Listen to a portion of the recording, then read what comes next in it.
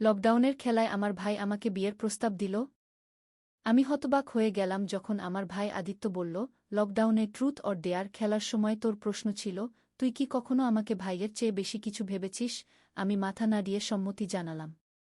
তুই আমার চোখে চোখ রেখে বললি, এবার আমার ডেয়ার শোনো। আমি অপেক্ষা করলাম। তুই ধীরে ধীরে বললি, আমাকে বিয়ের প্রস্তাব দে, ভাই নয়, স্বামী হিসেবে। আমি প্রস্তুত তোকে স্বামী হিসেবে পেতে, ছেলেদের বাবা হিসেবে পেতে। কোভিড লকডাউনের সময় আমরা ভাইবোন দুজনেই বাড়িতে আটকে ছিলাম। আমার বয়স ২৬, আদিত্যের ২৪। একদিন সন্ধ্যায় আমরা একটু বোর হয়ে ট্রুথ অর ডেয়ার খেলা শুরু করলাম। জোরে বৃষ্টি পড়ছিল, বিদ্যুৎ চলে গিয়েছিল। আমরা মোমবাতির আলো বসেছিলাম। আমি আদিত্যকে জিজ্ঞেস করেছিলাম, ট্রুথ না ডেয়ার? সে বলেছিল, ট্রুথ। আমি তাকে জিজ্ঞেস করেছিলাম, তুই কি কখনো আমাকে ভাইয়ের চেয়ে বেশি কিছু ভেবেছিস? আমি এটা একটা মজার প্রশ্ন হিসেবে করেছিলাম, ভাবিনি সে হ্যাঁ বলবে। সে হ্যাঁ বলে মাথা নাড়াল। আমি অবাক হয়ে গেলাম। এবার আমার পালা, আমি বললাম। আমি ডেয়ার নিচ্ছি। আমি আসলে বলতে চেয়েছিলাম আদিত্য আমাকে কনফেশন করবে যে সে মজা করছিল, ট্রুথে মিথ্যা বলেছিল। কিন্তু আদিত্য আমার কথা ভুল বুঝে চারপাশ দেখে নিয়ে হঠাৎ হাঁটু গেড়ে বসে পড়ল।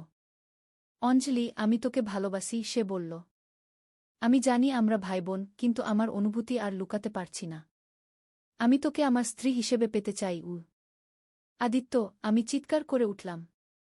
তুই কি পাগল হয়ে গেছিস? আমি তোর বোন। তুই এরকম কথা কিভাবে বলতে পারিস? এই গল্পটি সম্পূর্ণ শুনলে আপনাদের পানি অটোমেটিক বের হয়ে যাবে, সো যত দ্রুত সম্ভব হাতের কাছে টিস্যু নিয়ে বসে পড়ো। বিছানার চাদর যেন নষ্ট না হয় সেটা সম্পূর্ণ খেয়াল রাখার অনুরোধ জানিয়ে গল্পটি এখন শুরু করব। তার আগে সর্বশেষ অনুরোধ, দয়া করে এমন পানি বের করার গল্প নিয়মিত শুনতে আমাদের চ্যানেলটি সকলেই সাবস্ক্রাইব করুন। ধন্যবাদ। হ্যালো বন্ধুরা, আমার নাম শ্রাবন্তী রায়। আমার বয়স ৪২ বছর। আমার স্বামীর নাম অনিন্দ রায়, বয়স ৪৫ বছর। আমাদের ২ সন্তান, অর্ণব আর দীপা।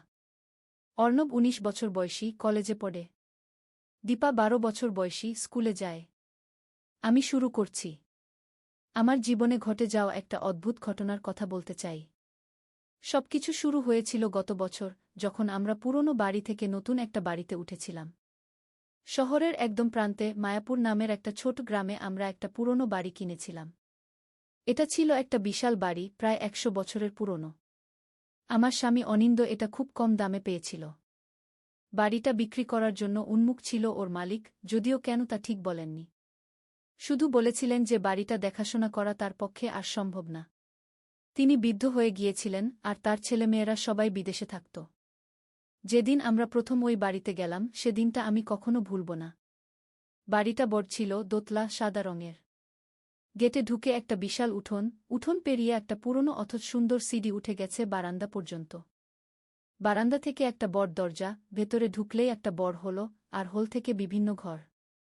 আমার স্বামী অনিন্দ রায় একজন সফল ব্যবসায়ী, কিন্তু তিনি সব সময় কাজে ব্যস্ত থাকেন। বাড়ি কেনার সিদ্ধান্তটাও আসলে আমারই ছিল। আমি বাড়িটা দেখে এতটাই মুগ্ধ হয়েছিলাম যে অনিন্দকে একবার দেখাতে নিয়ে এসেছিলাম। তিনি দেখেই পছন্দ করেছিলেন। আমি ধারণাও করিনি যে এত তাড়াতাড়ি উনি রাজি হয়ে যাবেন। আমাদের প্রথম রাতেই কিছু অদ্ভুত ঘটনা ঘটতে শুরু করল। রাত প্রায় ২টোর সময় আমি একটা শব্দে ঘুম থেকে জেগে উঠলাম। কে যেন সিঁড়ি দিয়ে উঠছিল। আমি অনিন্দকে জাগাতে গেলাম, কিন্তু তিনি এমন গভীর ঘুমে ছিলেন যে জাগলেন না। আমি ধীরে ধীরে দরজার কাছে গিয়ে কান পাতলাম। শব্দটা একদম পরিষ্কার। কেউ একজন সিঁড়ি দিয়ে উঠছিল। আমার মনে হলো অর্ণব বা দীপা হবে। হয়তো ওরা পানি খেতে নেমেছিল। আমি দরজা খুলে বাইরে তাকালাম। কিন্তু সেখানে কেউ ছিল না। এমনকি কোনো আলোও জ্বলছিল না। আমি অবাক হয়ে আবার দরজা বন্ধ করে ফিরে এলাম। এর পরের দিন সকালে আমি এ ব্যাপারে অনিন্দকে জিজ্ঞেস করলাম। কিন্তু উনি ব্যস্ত ছিলেন। শুধু একটা ঘুমকি বলে ফোনে কথা বলতে থাকলেন। অর্ণব আর দীপাকে জিজ্ঞেস করলাম, তারাও বলল রাতে ওরা কোথাও যায়নি। দ্বিতীয় রাতেও একই ঘটনা। এবার আরও জোরে শব্দ। শুধু সিঁড়ি নয়, এবার মনে হচ্ছিল যেন কেউ হোলঘরে হাঁটাচলা করছে। আমি আবার অনিন্দকে জাগানোর চেষ্টা করলাম, কিন্তু ব্যর্থ। উনি কিছুতেই জাগছিলেন না। আমি এবার ভয় পেয়ে দরজা খুললাম না, শুধু কান পেতে শুনলাম। শব্দ কিছুক্ষণ শোনার পর আবার সব চুপচাপ হয়ে গেল। তৃতীয় দিন সকালে আমি অনিন্দকে সব খুলে বললাম। আমার কথা শুনে উনি হাসলেন, বললেন, তোমার ভয় পেয়েছ। পুরনো বাড়ি তো, কাঠের দরজা জানালা, বাতাসে নড়ে, তাই শব্দ হয়। আর তুমি সবে এখানে এসেছ, মন এখনও অভ্যস্ত হয়নি, তাই অচেনা শব্দে তোমার ঘুম ভেঙে যাচ্ছে গি। আমি বললাম, কিন্তু আমি শুনেছি কেউ সিঁড়ি দিয়ে উঠছিল গু। উনি আবার হাসলেন, শ্রাবন্তী, তুমি বড্ড বেশি ভূতের গল্প পড়ো। এসব কিছু না। চলো আজ রাতে দেখব। সেদিন রাতে অনিন্দ আর আমি দুজনেই অপেক্ষা করলাম। কিন্তু কোনো শব্দ হলো না। আমি ভাবলাম, হ্যাঁ, হয়তো আমি সত্যি ভয় পেয়েছিলাম। অনিন্দ বললেন, দেখলে, কিছু না। তোমার মনের ভুল গু। চতুর্থ রাতে অনিন্দ আবার তার কাজে ব্যস্ত ছিলেন। অনেক রাত পর্যন্ত ল্যাপটপে কাজ করে শুতে এলেন। আমি ইতিমধ্যে ঘুমিয়ে পড়েছিলাম। মাঝরাতে হঠাৎ করে আমার ঘুম ভাঙল। আমি চোখ খুলে দেখি অনিন্দ আমার পাশে নেই। আমি উঠে বসলাম। ঘড়ির দিকে তাকালাম, রাত ৩টে। আমি ধীরে ধীরে দরজার কাছে গেলাম। দরজা একটু ফাঁক করে তাকালাম। আর তখনই আমি দেখলাম কেউ একজন সিঁড়ি দিয়ে উঠছিল। একটি ছায়ামূর্তি ধীরে ধীরে একটা একটা করে সিঁড়ি বেয়ে উঠছিল। আমি চোখ বড় বড় করে তাকিয়ে রইলাম। আমি প্রথমে ভাবলাম অনিন্দ হবে, কিন্তু না। মূর্তিটা অনেক লম্বা, অনিন্দর থেকেও লম্বা। আমার হৃৎপিণ্ড জোরে কাঁপতে লাগল। আমি দরজা বন্ধ করে ফেললাম আর দৌড়ে গিয়ে বিছানায় শুয়ে পড়লাম। কাঁথা দিয়ে গা থেকে মাথা পর্যন্ত ঢেকে ফেললাম। আমার সারা শরীর কাঁপছিল। কিছুক্ষণ পর আমি শুনলাম হোলঘরে পায়ের শব্দ। কেউ হাঁটছিল ধীরে ধীরে। শব্দটা আমাদের ঘরের দরজার কাছে এসে থামল। আমি মৃত্যুর মতো চুপ করে শুয়ে রইলাম। কয়েক মিনিট, যা আমার কাছে যেন কয়েক ঘন্টা মনে হচ্ছিল, তারপর শব্দটা আবার দূরে চলে গেল। সারা রাত আমি জাগলাম। অনিন্দ ফিরে এলেন প্রায় সকাল ৫টার দিকে। আমি তাকে জিজ্ঞেস করলাম, তুমি কোথায় ছিলে এতক্ষণ? উনি বললেন, বনিতা অসুস্থ, হাসপাতালে নিয়ে গিয়েছিলাম গ। বনিতা অনিন্দর সহকর্মী, তার অফিসে কাজ করে। কিন্তু তুমি আমাকে একবারও বললে না। আমাকে জাগালে না কেন? উনি মুখ গোমড়া করে বললেন, তুমি গভীর ঘুমে ছিলে, জাগাতে চাইনি। আর আমি চলে যাবার পর ফোন করতে চেয়েছিলাম, কিন্তু ভুলে গেছি। আমি বিশ্বাস করিনি, কিন্তু ঝগড়া করতে চাইনি। শুধু বললাম, অনিন্দ, গত রাতে আমি আবার সেই ছায়ামূর্তি দেখেছি। কেউ একজন সিঁড়ি দিয়ে উঠছিল গু।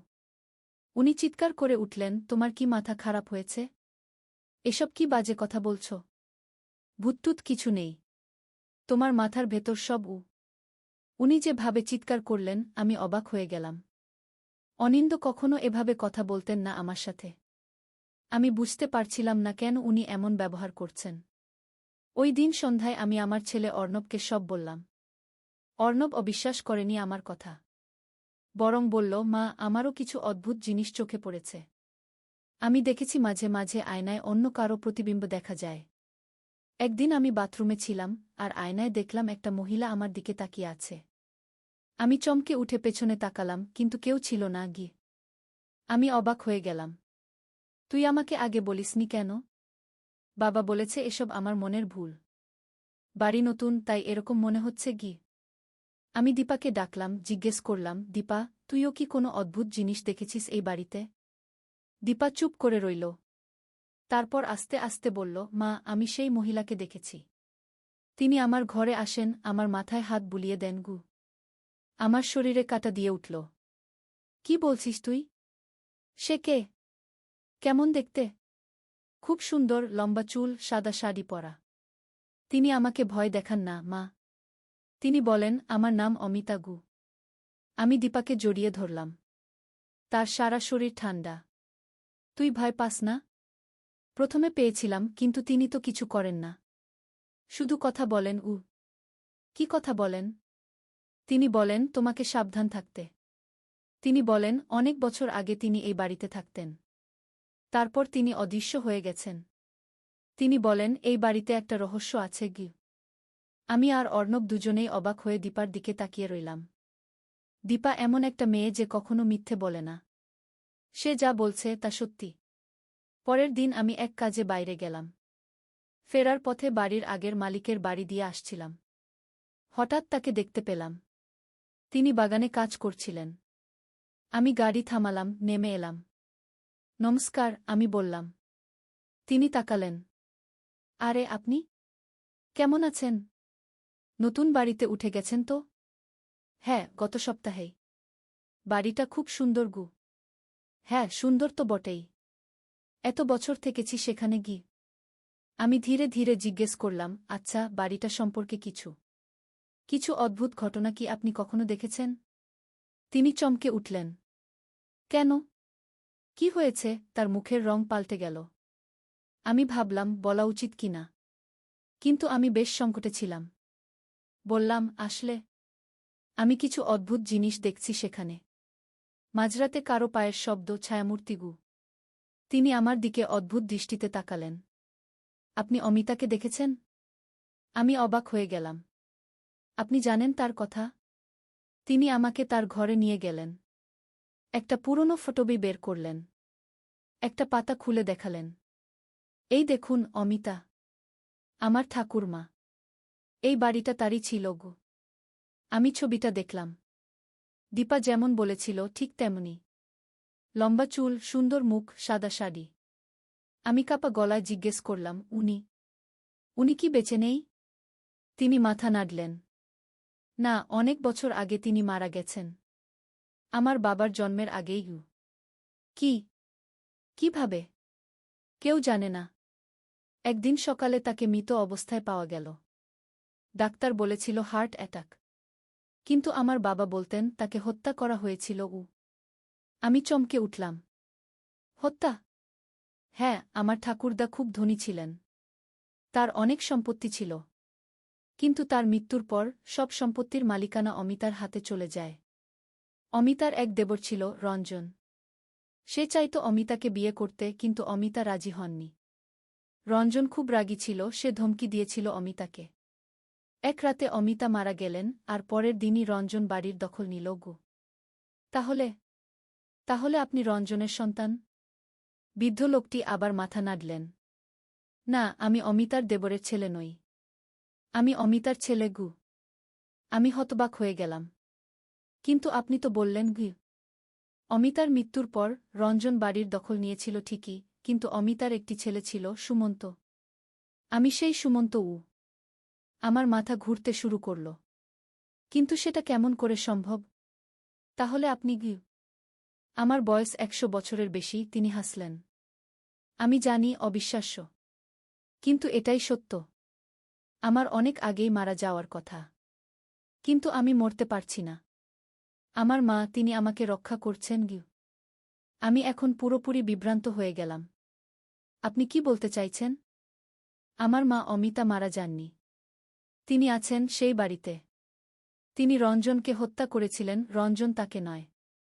কিন্তু তারপর তিনি ধরা পড়ার ভয়ে আত্মগোপন করেছিলেন। লোকে ভাবত তিনি মারা গেছেন, কিন্তু তিনি জীবিত ছিলেন, বাড়ির নিচে একটি গুপ্ত কক্ষে। আমি তাকে সেখানে দেখতাম। আমি তাকে খাবার নিয়ে যেতাম। কিন্তু যখন আমি প্রায় 40 বছরের হলাম, তখন একদিন আমি সেই কক্ষে গেলাম আর দেখলাম তিনি সেখানে নেই কোথায় গেলেন তিনি? জানি না। তবে সেই দিন থেকে আমি তাকে মাঝে মাঝে বাড়ির বিভিন্ন জায়গায় দেখি। শুধু ছায়ার মতো, কিন্তু দেখি আমি এবার জানতে চাইলাম, কিন্তু আপনি বাড়িটা ছেড়ে দিলেন কেন? তিনি দীর্ঘশ্বাস ছাড়লেন। আমি আর সহ্য করতে পারছিলাম না। আমার বয়স হয়েছে, শরীর ভেঙে গেছে। কিন্তু মরতে পারছি না। আমার মা বলেছেন যতদিন আমি সেই বাড়িতে থাকব, ততদিন তিনি আমাকে রক্ষা করবেন। কিন্তু আমি বাঁচতে চাই না আর। আমি ক্লান্ত। তাই আমি বাড়ি ছেড়ে এখানে চলে এলাম। এবার আমি স্বাভাবিকভাবে মরতে পারব। আমি তখন ভাবছিলাম, আমি স্বপ্ন দেখছি নাকি? এসব কিভাবে সম্ভব? কিন্তু আমাদের কি হবে? আমরা তো সেই বাড়িতে থাকছি সুমন্ত আমার দিকে গভীর দৃষ্টিতে তাকালেন। আমার মা কারো ক্ষতি করবেন না। তবে উনি কাউকে না কাউকে বেছে নেবেন বেছে নেবেন? কি জন্য? তিনি যাকে ভালোবাসবেন তাকে রক্ষা করবেন। আমার মনে হয় তিনি আপনার মেয়েকে বেছে নিয়েছেন। আপনার মেয়ের নাম কি দীপা? আমি অবাক হয়ে গেলাম। হ্যাঁ, কিন্তু আপনি জানলেন কি করে? তিনি আমাকে স্বপ্নে বলেছেন। তিনি বলেছেন একটি মেয়ে আছে যাকে তিনি পছন্দ করেছেন আমি এবার ভয় পেয়ে গেলাম। আমার মেয়ের কি কোনো ক্ষতি হবে? না, বরং তিনি আপনার মেয়েকে রক্ষা করবেন। কিন্তু আপনার স্বামী, তিনি কি এই বাড়ি সম্পর্কে সবকিছু জানেন? আমি মাথা নাড়লাম। না, আমি তাকে এসব বলিনি। শুধু বাড়িতে অদ্ভুত শব্দ হয় এটুকু বলেছি। সুমন্ত গম্ভীরভাবে বললেন, আপনার স্বামী সাবধানে থাকুক। আমার মা যারা এই বাড়ি সম্পর্কে সত্য জানে তাদের প্রতি খুব কঠোর হতে পারেন। আমি এবার সত্যিই ভয় পেয়ে গেলাম। বাড়ি ফিরে যখন দরজা খুললাম দেখলাম অনিন্দ দাঁড়িয়ে আছেন। কোথায় ছিলে এতক্ষণ? উনি জিজ্ঞেস করলেন, কণ্ঠে রাগের সুর। আমি সত্যি কথা বলার সাহস পেলাম না। বাজারে গিয়েছিলাম, তারপর বন্ধুর বাড়ি। কোনো বন্ধু? উনি আমার চোখের দিকে তাকালেন। মিতা, কলেজের বন্ধু। মিথ্যে কথা! তিনি হঠাৎ চিৎকার করে উঠলেন। তুমি আগের মালিকের বাড়িতে গিয়েছিলে। আমি তোমাকে দেখেছি। আমি অবাক হয়ে গেলাম। তুমি আমাকে ফলো করেছিলে? হ্যাঁ, কারণ আমি তোমাকে বিশ্বাস করি না। তুমি আমাকে ধোঁকা দিচ্ছ। কি বলছো তুমি? আমি কিভাবে তোমাকে ধোঁকা দিচ্ছি? এই বাড়ি নিয়ে। তুমি জানো এই বাড়িতে কি আছে? তুমি জানো এটার মূল্য কত? তুমি জানো? আমি কিছুই জানি না, আমি চিৎকার করে উঠলাম। আমি শুধু জানি এই বাড়িতে কিছু অদ্ভুত ঘটনা ঘটে, আর আমি জানতে চেয়েছিলাম কেন। আর তিনি তোমাকে বলেছেন? অনিন্দ একটু শান্ত হলেন। কে? সুমন্ত? হ্যাঁ, সেই বুড়ো লোকটা। তিনি আমাকে বলেছেন তার মা অমিতা মারা যাননি, তিনি এখনও এই বাড়িতে আছেন। তিনি একটি ভূত। অনিন্দ হাসলেন, একটা অদ্ভুত হাসি। ভূত? তুমি এত বোকা! তুমি এরকম গল্প বিশ্বাস করো? আমি যা দেখেছি, যা শুনেছি, তারপরে আমি বিশ্বাস করতে বাধ্য। আমি তোমাকে দেখাচ্ছি আসল সত্য, অনিন্দ বললেন। চলো আমার সাথে। তিনি আমাকে টেনে নিয়ে গেলেন বাড়ির পেছনের দিকে, বাগানের শেষ প্রান্তে। সেখানে একটা পুরনো গাছ ছিল। আমি জানি এখানে কি আছে, তিনি বললেন। আমি জানি এই বাড়ির মূল্য কত। আমি বুঝতে পারছিলাম না উনি কি বলছেন। কি আছে এখানে? গুপ্তধন। অমিতার স্বামী গুপ্তধন লুকিয়ে রেখেছিলেন এখানে। হীরে, মণি, মুক্তা, সোনা, কোটি টাকার সম্পদ। তুমি জানলে কিভাবে? আমি খুঁজে বের করেছি। আমি বহু বছর ধরে অনুসন্ধান করছি এরকম বাড়ি। আমি জানতাম এই ধনের কথা, আমি শুধু জানতাম না কোথায় আছে। তারপর অনেক খোঁজাখুঁজির পর বের করলাম এই বাড়িতে আছে। আমি বাড়ি কিনলাম, আর এখন আমি খুঁজছি। আমি অবাক হয়ে তার দিকে তাকালাম। আমি বিশ্বাস করতে পারছিলাম না আমার স্বামী একটা সম্পদের সন্ধানে এই বাড়ি কিনেছেন, আর আমাকে কিছুই বলেননি। আর সুমন্ত জানে? আমি জিজ্ঞেস করলাম। হ্যাঁ, সে জানে। কিন্তু সে কখনই সেই ধন পায়নি। সে খুঁজেছে কিন্তু পায়নি। আর সেই ধন এখন আমার হবে। আর অমিতা? যদি সে সত্যিই থাকে? অনিন্দ আবার হাসলেন। সে ভূত নয়, শ্রাবন্তী। সে খুব সম্ভবত এখনও বেঁচে আছে, এই বাড়ির কোথাও লুকিয়ে আছে। আর তাই আমাদের সাবধান থাকতে হবে। সেদিন রাতে আমি যখন শুতে গেলাম, অনিন্দ বললেন তিনি দেরি করে আসবেন। তিনি কাজে যাচ্ছেন।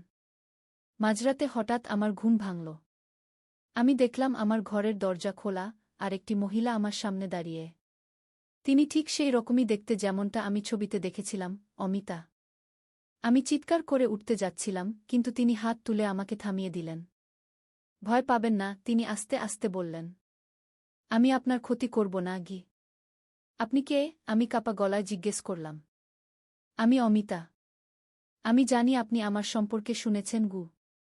আপনি আপনি সত্যিই একজন ভূত? তিনি হাসলেন। না, আমি ভূত নই। আমি বেঁচে আছি, এই বাড়িতেই থাকি, গুপ্ত কক্ষে। কিন্তু আপনার বয়স? আমি এখন 130 বছরের। হ্যাঁ, অস্বাভাবিক। কিন্তু আমি আমার জন্মের পর থেকে একটি অদ্ভুত শক্তি পেয়েছি। আমি ইচ্ছে করলে চিরকাল বেঁচে থাকতে পারি। আমি যাকে চাই তাকেও এই শক্তি দিতে পারি। আমি বিশ্বাস করতে পারছিলাম না। কিন্তু তিনি সামনে দাঁড়িয়েছিলেন, আমার সাথে কথা বলছিলেন। আমার স্বামী। তিনি বলছেন আপনার স্বামী গুপ্তধন লুকিয়ে রেখেছিলেন এই বাড়িতে। অমিতা আবার হাসলেন। গুপ্তধন? না, এখানে কোনো হীরেমুক্তা নেই। আছে শুধু জীবনর্স। জীবনর্স? হ্যাঁ, একটি বিশেষ জলের প্রস্রবণ যেটা এই বাড়ির নিচে আছে। যে এই জল পান করে সে চিরকাল বেঁচে থাকতে পারে। আমার স্বামী এটি আবিষ্কার করেছিলেন, আর তিনি এটা আমাকে দিয়েছিলেন। আমার দেবর রঞ্জন যখন এটা জানতে পারে, সে আমাকে বিয়ে করতে চায়, যাতে এই শক্তি সেও পায়। আমি অস্বীকার করি, তাই সে আমাকে হত্যা করতে চায়। কিন্তু আমি তাকে আগেই হত্যা করি, আর তারপর নিজে লুকিয়ে যাই। আমার মাথা ঘুরছিল। এসব অবিশ্বাস্য ঘটনা। কিন্তু আমি জিজ্ঞেস করলাম, আপনি আমাকে এসব কেন বলছেন? কারণ আপনার স্বামী বিপদে আছেন। তিনি সেই প্রস্রবণের খোঁজ করছেন। তিনি কাল রাতে পুরনো কুজোর কাছে গিয়েছিলেন। আমি তাকে দেখেছি। সেখানে গেলে তিনি মারা যাবেন। আমি চমকে উঠলাম। কেন? কারণ সেখানে আমি একটি জাল পেতে রেখেছি। যে কেউ সেখানে যাবে সে সেই জালে আটকা পড়বে। আমি চাই না কেউ সেই প্রস্রবণের খোঁজ পায়। যে পায় সে আমাকে হত্যা করতে চাইবে, জীবনস নিজের জন্য নিতে। আমি উঠে দাঁড়ালাম। আমাকে যেতে হবে, আমাকে অনিন্দকে বাঁচাতে হবে। না, আপনি যাবেন না। অমিতা আমার হাত ধরলেন। তিনি আপনার ক্ষতি করবেন। তিনি আপনাকে ভালোবাসেন না। তিনি শুধু সেই প্রস্রবণের খোঁজে এসেছেন। আমি বিশ্বাস করতে পারছিলাম না। না, তিনি আমাকে ভালোবাসেন। তিনি আমার স্বামী। আপনি নিজেই তাকে জিজ্ঞেস করুন। তাকে জিজ্ঞেস করুন সে কেন এই বাড়ি কিনেছে। কেন সে সারাক্ষণ কাজে ব্যস্ত থাকে, কেন সে আপনাকে এড়িয়ে চলে। আমি মাথা নেড়ে বললাম, আমি তাকে বাঁচাব। যদিও তিনি আমাকে ভালোবাসেন না, তবুও তিনি আমার স্বামী। অমিতা সম্মতি জানালেন।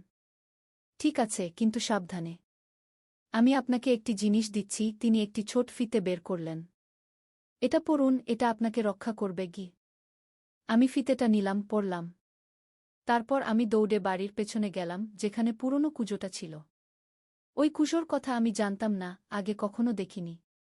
কুজোটা ঘন ঝোপঝাড়ের মধ্যে লুকানো ছিল। আমি ঝোপঝাড় ঠেলে ভেতরে ঢুকলাম। সেখানে আমি অনিন্দকে দেখলাম। তিনি মাটিতে শুয়েছিলেন, তার পা একটা জালে আটকা পড়েছিল, আর তিনি চিৎকার করছিলেন। অনিন্দ! আমি চিৎকার করে উঠলাম। আমি দৌড়ে গেলাম তার কাছে। তিনি আমাকে দেখে আশ্চর্য হয়ে গেলেন। শ্রাবন্তী, তুমি এখানে কি করছ? আমি তোমাকে বাঁচাতে এসেছি, আমি বললাম। কিভাবে জানলে আমি এখানে আছি? আমি সত্যি কথা বললাম। অমিতা আমাকে বলেছেন। অনিন্দ চিৎকার করে উঠলেন। তাহলে সে সত্যিই আছে।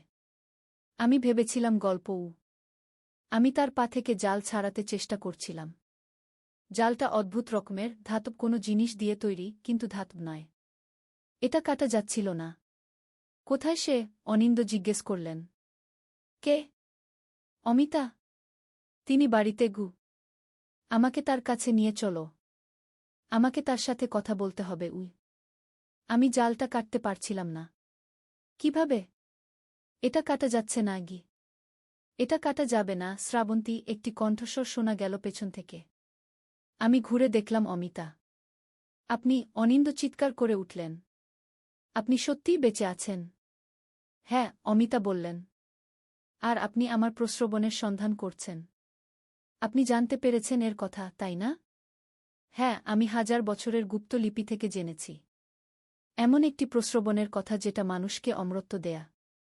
আমি বিশ্বাস করিনি, কিন্তু যখন এই বাড়ির আগের মালিকের বয়স দেখলাম, অর্থাৎ সুমন্তের, আমি বুঝলাম এটা সত্যি।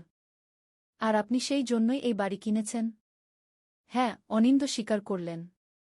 অমিতা আমার দিকে তাকালেন। দেখলেন?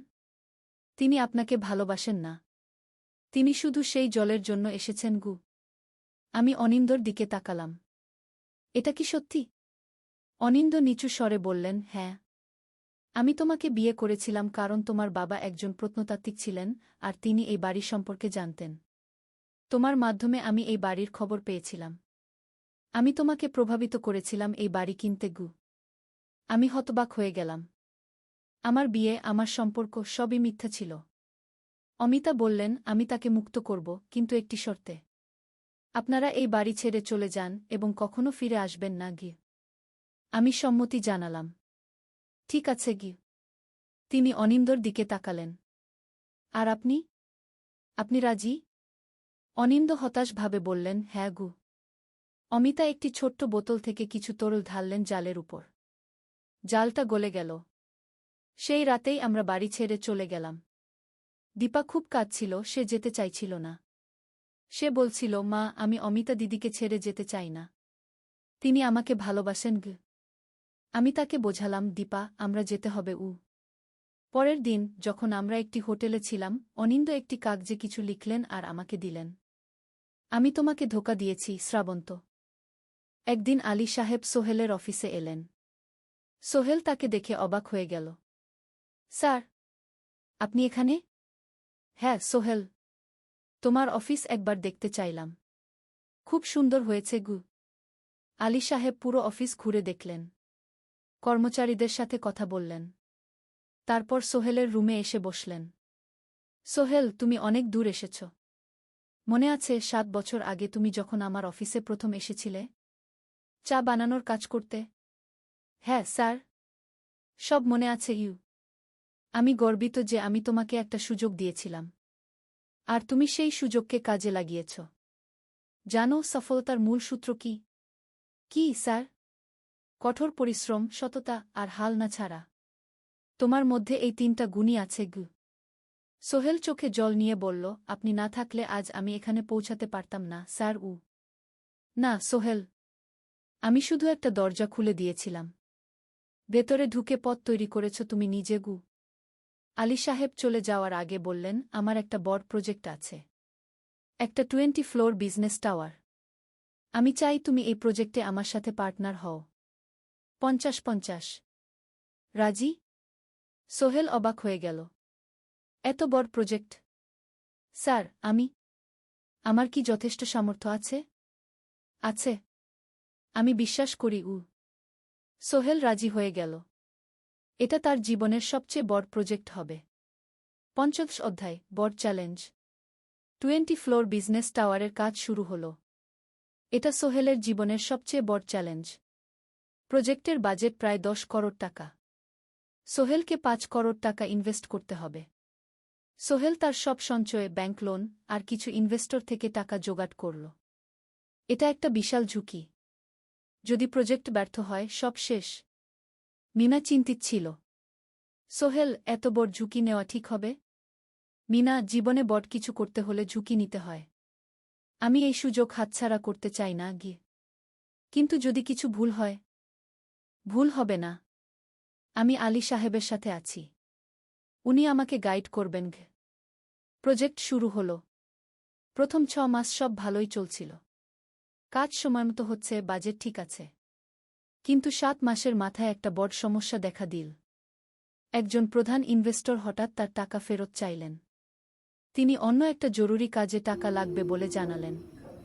1 করোড় টাকা ফেরত দিতে হবে। সোহেল বিপদে পড়ে গেল। 1 করোড় টাকা এখন কোথায় পাবে? প্রজেক্টে সব টাকা ঢেলে দিয়েছে। সে আলী সাহেবের সাথে কথা বলল। আলী সাহেব বললেন, চিন্তা করো না, আমি ব্যবস্থা করছি। কিন্তু আলী সাহেবও বড় একটা প্রজেক্টে আটকে আছেন। তার হাতে লিকুইড ক্যাশ নেই। সোহেল অন্য ব্যাংক থেকে লোন নেওয়ার চেষ্টা করল, কিন্তু ব্যাংক বলল ইতিমধ্যে তার অনেক লোন আছে, নতুন লোন দিতে পারবে না। সোহেল রাতে ঘুমাতে পারছিল না, খাওয়া দাওয়া বন্ধ করে দিয়েছিল। মিনা তাকে দেখে খুব চিন্তিত হয়ে গেল। সোহেল, প্লিজ নিজেকে এভাবে শেষ করে ফেলো না, কোনো একটা রাস্তা বের হবেই কি। কিন্তু সোহেল কোনো রাস্তা দেখতে পাচ্ছিল না। ইনভেস্টর 15 দিন সময় দিয়েছে। 15 দিনের মধ্যে টাকা ফেরত না দিলে তিনি আইনি ব্যবস্থা নেবেন। 10 দিন কেটে গেল। সোহেল কোনো সমাধান খুঁজে পেল না। সে প্রায় হাল ছেড়ে দিয়েছিল। 11 দিনের দিন একটা অপ্রত্যাশিত ঘটনা ঘটল। জাহিদ ভাই, সোহেলের পুরনো সহকর্মী, তার অফিসে এলেন। জাহিদ ভাই এখন একটা রিয়েল এস্টেট কোম্পানিতে সিনিয়র ম্যানেজার। সোহেল, আমি তোমার সমস্যার কথা শুনেছি গু। হ্যাঁ ভাই, আমি বিপদে পড়েছি গু। আমি তোমাকে সাহায্য করতে চাই। আমার কিছু সঞ্চয় আছে, 5 লাখ টাকা। তুমি নাও। সোহেল চোখে জল নিয়ে বলল, ভাই, আমি কিছু বলার দরকার নেই। তুমি আমাকে অনেক কিছু শিখিয়েছ। তোমার কাছ থেকে পরিশ্রম আর সততা শিখেছি।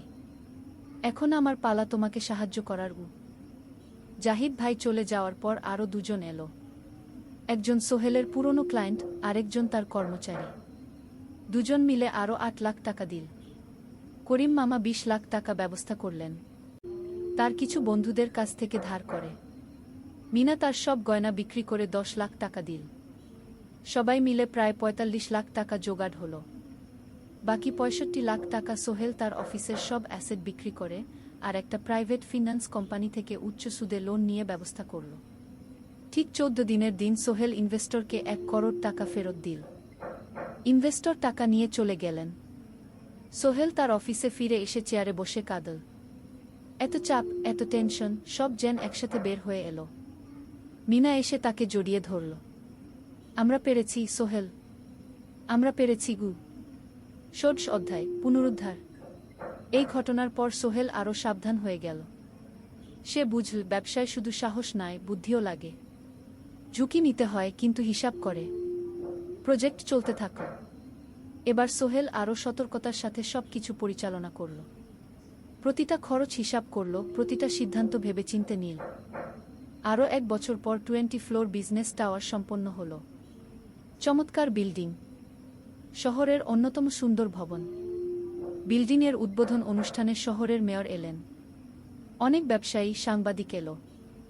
সোহেলের নাম পত্রিকায় ছাপা হল।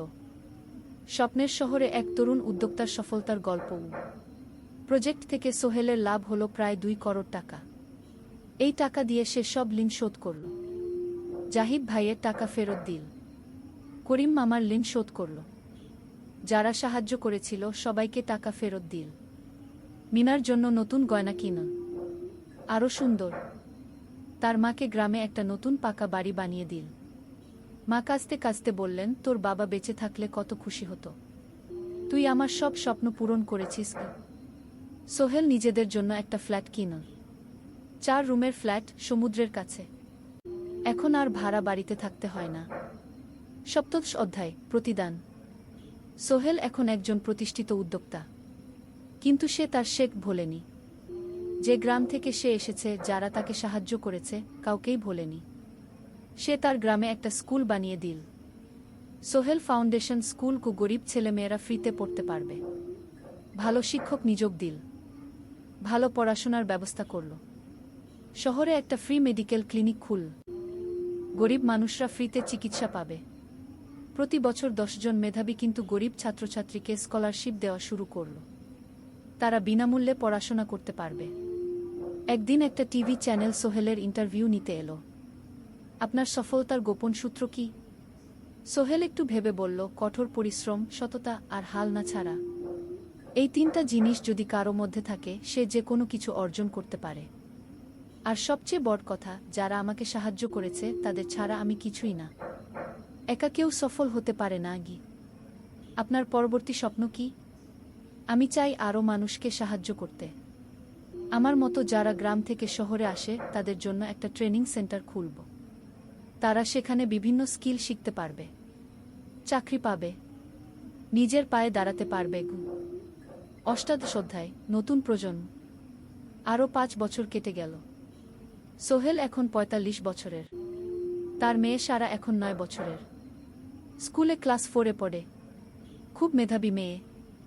একদিন সারা বাবাকে জিজ্ঞেস করল, বাবা, তুমি কিভাবে এত বড় হলে? আমার বন্ধুরা বলে তুমি একজন সফল মানুষ গো। সোহেল তাকে কোলে নিয়ে বসল। বাবা, তুমি জানো তোমার দাদু ছিলেন একজন স্কুল শিক্ষক, খুব সৎ মানুষ। কিন্তু আমরা গরিব ছিলাম। আমি রিক্সা চালাতাম। রিক্সা? সত্যি? হ্যাঁ। তারপর আমি এই শহরে এলাম।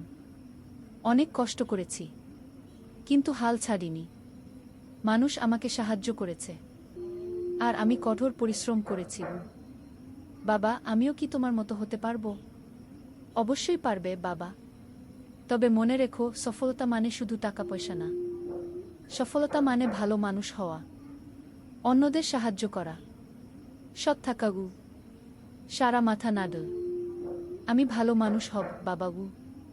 সোহেল তার মেয়েকে জড়িয়ে ধরল। মনে মনে ভাবল, তার জীবনের সব কষ্ট সার্থক হয়েছে। মিনা রান্নাঘর থেকে ডাকল, খাবার তৈরি।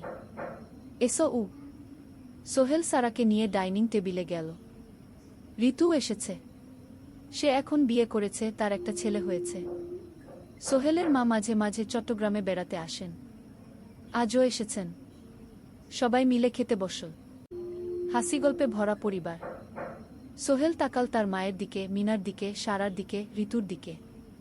মনে হলো জীবনে আর কি চাই। খাওয়া শেষে সবাই বসে রইল, গল্প করছিল। হঠাৎ সোহেলের ফোন বাজল। অফিস থেকে একটা জরুরি বিষয়। সোহেল ফোন রেখে দিয়ে মিনাকে বলল, একটা নতুন প্রজেক্টের প্রস্তাব এসেছে। একটা এতিমখানা বানানোর কাজ। সরকারি প্রজেক্ট। তুমি নেবে? অবশ্যই। এটা আমার স্বপ্নের প্রজেক্ট। যেসব বাচ্চাদের বাবা মা নেই তাদের জন্য একটা সুন্দর জায়গা। মিনা হাসল। তুমি কখনো বদলাও না, এখনো অন্যদের কথা ভাবো। এটাই তো জীবন মিনা। শুধু নিজের জন্য বাঁচলে কি হবে?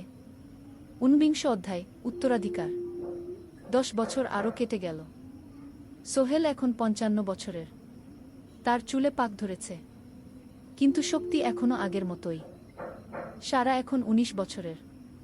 সে বিশ্ববিদ্যালয়ে ইঞ্জিনিয়ারিং পড়ছে। সে চায় বাবার মতো কনস্ট্রাকশন ইন্ডাস্ট্রিতে কাজ করতে। একদিন সারা বাবাকে বলল, বাবা, আমি তোমার কোম্পানিতে কাজ করতে চাই। এখনো তো তোর পড়াশোনা বাকি। জানি, কিন্তু আমি এখন থেকেই শিখতে চাই। ছুটির দিনে তোমার সাথে সাইটে যেতে চাই, দেখতে চাই কিভাবে কাজ হয়। সোহেল খুশি হয়ে গেল। তার মেয়ে তার পথ অনুসরণ করতে চায়। ঠিক আছে, কিন্তু শর্ত হলো তোকে সবকিছু নিজ থেকে শিখতে হবে। কোনো স্পেশাল ট্রিটমেন্ট পাবি না। আমি তো তাই চাই বাবাগু। সারা তার বাবার সাথে কাজ শিখতে শুরু করল। সে দেখল কিভাবে শ্রমিকরা কাজ করে, কিভাবে ম্যাটেরিয়াল বাছাই করতে হয়, কিভাবে একটা প্রজেক্ট ম্যানেজ করতে হয়। সোহেল তাকে কোনো সহজ পথ দিল না। সারাকেও সবার মতো কষ্ট করতে হলো। সাইটে রোদে দাঁড়িয়ে থাকতে হলো, শ্রমিকদের সাথে কথা বলতে হলো, কিন্তু সারা হাল ছাড়ল না। সে তার বাবার মেয়ে, পরিশ্রম করতে জানে। 3 বছর পর সারা গ্রাজুয়েট হল। সে সোহেলের কোম্পানিতে জুনিয়র প্রজেক্ট ম্যানেজার হিসেবে যোগ দিল। সোহেল ধীরে ধীরে সারাকে বড় দায়িত্ব দিতে শুরু করল। সারা তার বাবার মতোই সৎ, পরিশ্রমী। 20 অধ্যায়, সমাপ্তি নয়, নতুন শুরু। আরও 5 বছর পর সোহেল এখন 60 বছরের। সে সিদ্ধান্ত নিল, এবার অবসর নেওয়ার সময় এসেছে। কোম্পানির দায়িত্ব সারাকে দেবে। একটা অনুষ্ঠান করা হলো। সোহেল আনুষ্ঠানিকভাবে কোম্পানির চেয়ারম্যান পদ থেকে অবসর নিল। সারা হলো নতুন ম্যানেজিং ডিরেক্টর। সোহেল তার বক্তব্যে বলল, আমি যখন এই শহরে এসেছিলাম আমার পকেটে ছিল মাত্র 5,000 টাকা, একটা ছোট্ট ব্যাগ, আর অনেক স্বপ্ন। আজ 40 বছর পর আমি পেছনে ফিরে তাকাই, দেখি একটা দীর্ঘ পথ। সেই পথে অনেক কষ্ট ছিল, অনেক বাধা ছিল, কিন্তু ছিল অনেক ভালোবাসাও, অনেক মানুষের সাহায্যও। আমি বিশ্বাস করি সফলতা একা আসে না, এটা আসে অনেক মানুষের সমর্থন, ভালোবাসা আর বিশ্বাস নিয়ে। আমি যা কিছু অর্জন করেছি তা আমার একার না, এটা আমার পরিবারের, আমার কর্মচারীদের, আমার বন্ধুদের, সবার। আজ আমি আমার মেয়ে সারার হাতে এই দায়িত্ব তুলে দিচ্ছি। আমি জানি সে আমার চেয়ে ভালো করবে, কারণ সে শিখেছে আমার ভুল থেকে, আমার অভিজ্ঞতা থেকে। অনুষ্ঠান শেষ হলো, সবাই চলে গেল। সোহেল আর মিনা অফিসে একা দাঁড়িয়ে রইল। মিনা, মনে আছে আমরা প্রথম কখন দেখা হয়েছিলাম? হ্যাঁ, তোমার সেই ছোট্ট মুদি দোকানে। তুমি বিস্কুট কিনতে এসেছিলে। কে ভেবেছিল সেই দিন থেকে আমাদের এই পর্যস্বপ্নের শহর। প্রথম অধ্যায়, যাত্রা শুরু। সকাল 7টা বেজে গেছে। ঢাকার কমলাপুর রেল স্টেশনে মানুষের ভিড়। চারদিকে চা বিস্কুট বিক্রেতাদের চিৎকার, ট্রেনের হর্ন আর যাত্রীদের কোলাহল। এই বিশাল ভিড়ের মধ্যে একটা ছোট্ট ব্যাগ হাতে দাঁড়িয়ে আছে সোহেল। বয়স মাত্র 22।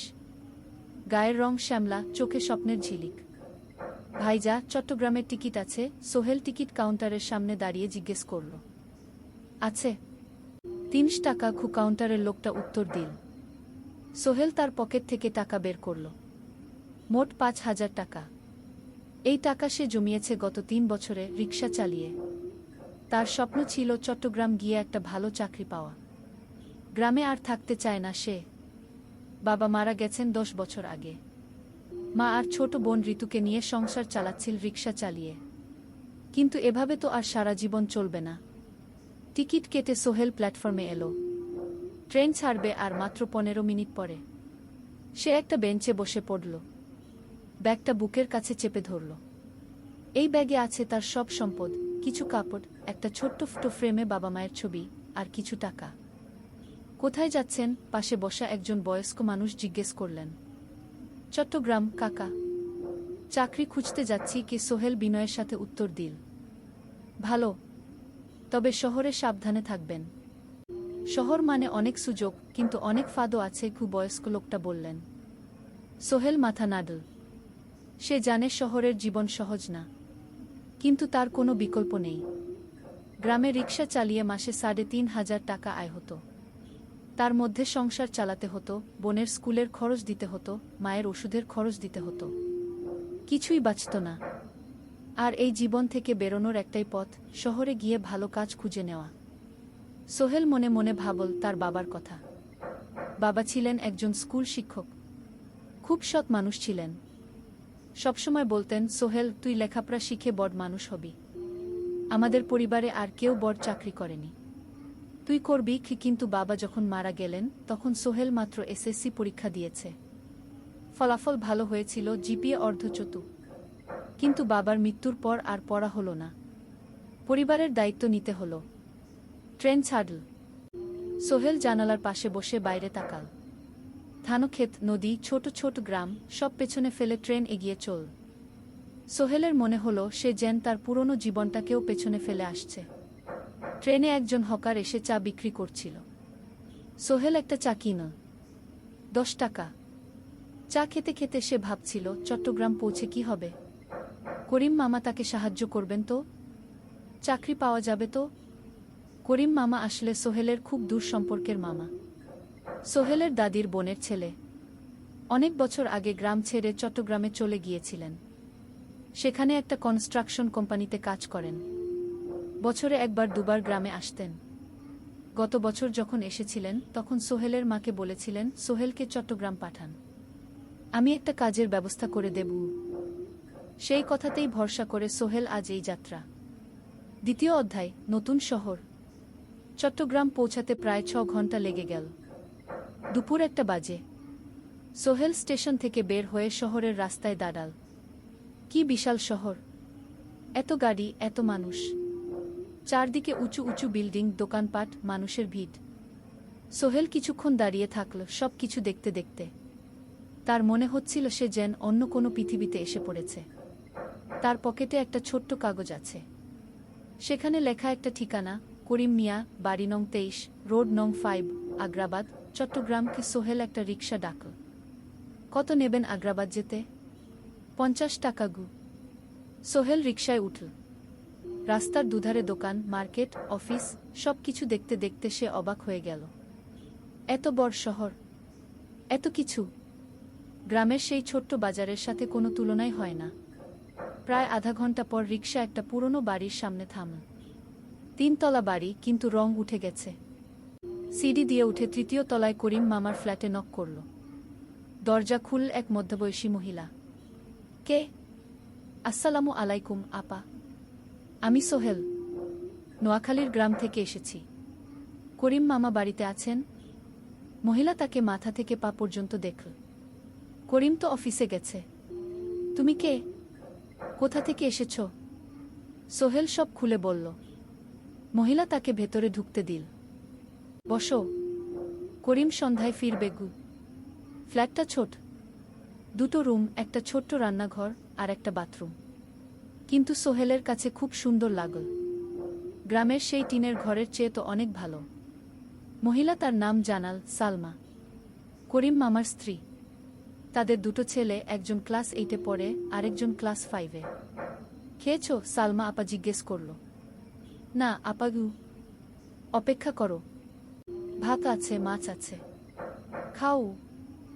সোহেল প্রথমে রাজি হতে চাইল না, কিন্তু খুব খিদে পেয়েছিল। সকাল থেকে শুধু একটা চা আর বিস্কুট খেয়েছে। খাওয়া দাওয়ার পর সোহেল বসে রইল। সালমা আপা তাকে গল্প করতে লাগল। তোমার মা কেমন আছেন? তোমার বোন? ভালো আছে আপা। মার একটু গেটে বাত আছে। ওষুধ খাচ্ছেন। বোন স্কুলে পড়ে কু। তুমি কি করতে চাও এখানে? চাকরি খুঁজছি আপা। যে কোনো কাজ করব।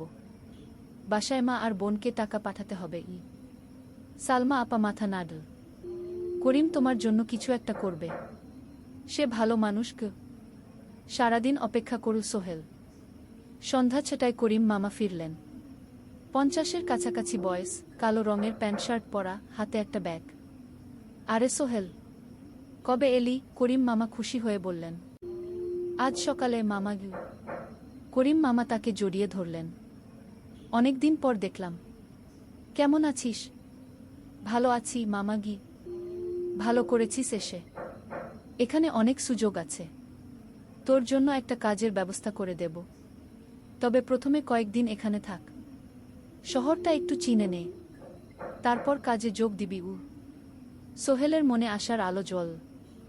সে ভাবল হয়তো তার ভাগ্য এবার পাল্টাবে। 3য় অধ্যায়, প্রথম চাকরি। 1 সপ্তাহ পরে করিম মামা সোহেলকে তার কোম্পানিতে নিয়ে গেলেন। কোম্পানির নাম আলামিন কনস্ট্রাকশন। অফিসটা শহরের কেন্দ্রে 5 তলা একটা বিল্ডিংয়ের দোতলায়।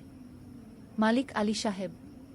50-এর কাছাকাছি বয়স, মোটা চেহারা, চোখে সোনার ফ্রেমের চশমা।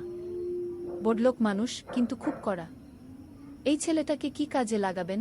আলী সাহেব করিম মামাকে জিজ্ঞেস করলেন। স্যার, ও আমার আত্মীয়। গ্রাম থেকে এসেছে। খুব পরিশ্রমী। যে কোনো কাজে লাগাতে পারেন। আলী সাহেব সোহেলের দিকে তাকালেন। তুমি কি পড়েছ? Sir, SSC pass. জিপিএ অর্ধচতু। হুম। ভালো। কম্পিউটার চালাতে পারো? না স্যার, পারি না। কিন্তু শিখতে চাই। আলী সাহেব একটু ভাবলেন। ঠিক আছে, তোমাকে অফিসের কাজে রাখব। ফাইল গুছানো, চা বানানো, কাগজপত্র নিয়ে যাওয়া, না এসো। মাসে 5,000 টাকা। রাজি আছো? জি স্যার। সোহেল খুশি হয়ে গেল। 5,000 টাকা। রিক্সা চালিয়ে 3,500 পেত। এখানে 5,000। কাজ শুরু হলো পরদিন থেকে। সকাল 8টায় অফিসে যেতে হয়, ফিরতে হয় সন্ধ্যা 7টায়। প্রথম দিন সোহেল ঘুম থেকে উঠল ভোর 5টায়। তৈরি হয়ে 7:30টায় অফিসের উদ্দেশ্যে বের হল। করিম মামার বাড়ি থেকে অফিস প্রায় 5 কিলোমিটার। বাসে যেতে হয়। অফিসে পৌঁছে সোহেল দেখল সেই প্রথম আলী সাহেব এখনো আসেননি। অফিস খোলা ছিল না। 8-10 মিনিট পর একজন লোক এসে অফিস খুল। তুমি নতুন? জি। আমি সোহেল। আমি জাহিদ, অ্যাসিস্ট্যান্ট ম্যানেজার। এসো। জাহিদ ভাই সোহেলকে সব কিছু দেখাল। অফিসে মোট 6 জন কর্মচারী। 2 জন ইঞ্জিনিয়ার, একজন অ্যাকাউন্ট্যান্ট, একজন অ্যাসিস্ট্যান্ট ম্যানেজার, জাহিদ ভাই, একজন রিসেপশনিস্ট, আর এখন সোহেল। সোহেলের কাজ শুরু হলো চা বানানো দিয়ে। তারপর অফিস পরিষ্কার করা, ফাইল গুছানো, কাগজপত্র এক জায়গা থেকে আরেক জায়গায় নিয়ে যাওয়া। কাজ কঠিন না, কিন্তু সারাদিন দৌড়ঝাঁপ করতে হয়। দুপুরে খাবারের জন্য আধা ঘন্টা বিরতি। সোহেল একটা ছোট হোটেলে গিয়ে ভাতডাল তরকারি খেল। 50 টাকা। সন্ধ্যায় অফিস বন্ধ হল। সোহেল ক্লান্ত হয়ে বাসায় ফিরল। কেমন লাগল প্রথম দিন? করিম মামা জিজ্ঞেস করলেন। ভালো মামা। অনেক কিছু শিখলাম। প্রথম মাসের শেষে সোহেল বেতন পেল 5,000 টাকা। সে 3,000 টাকা মাকে পাঠাল। মা ফোনে কাঁদতে লাগলেন। আল্লাহ তোকে ভালো রাখুক সোহেল। সোহেলের চোখেও জল এলো। তার মনে হলো সে একটা বড় কাজ করতে পেরেছে। 4র্থ অধ্যায়, শহরের জীবন। 3 মাস কেটে গেল। সোহেল এখন শহরের সাথে মিশে গেছে। প্রতিদিন অফিসে যাওয়া আসার পথে সে দেখে হাজারো মানুষের জীবন। কেউ সফল, কেউ ব্যর্থ, কিন্তু সবাই চলছে নিজের পথে। সোহেল অফিসের কাজের পাশাপাশি কম্পিউটার শেখার চেষ্টা করছে। অফিসে একটা কম্পিউটার আছে। যখন কেউ ব্যবহার করে না, তখন সোহেল একটু একটু শেখার চেষ্টা করে। জাহিদ ভাই তাকে সাহায্য করেন। সোহেল, তুমি যদি কম্পিউটার ভালোভাবে শিখতে পারো, তাহলে তোমার ভবিষ্যৎ উজ্জ্বল। জাহিদ ভাই একদিন বললেন। কিভাবে শিখব ভাই? ট্রেনিং সেন্টারে যাও। সন্ধ্যায় ক্লাস আছে। মাসে 2,000 টাকা লাগবে। সোহেল ভাবল, ২,০০০ টাকা অনেক, কিন্তু এটা বিনিয়োগ, ভবিষ্যতের জন্য। সে একটা ট্রেনিং সেন্টারে ভর্তি হল। সপ্তাহে ৩ দিন, সন্ধ্যা ৭:৩০ থেকে রাত ৯টা পর্যন্ত ক্লাস। কম্পিউটারের basic, word, excel, power point, internet ব্যবহার। একদিন অফিস থেকে ফেরার সময় সোহেল একটা দোকানে চা খেতে গেল।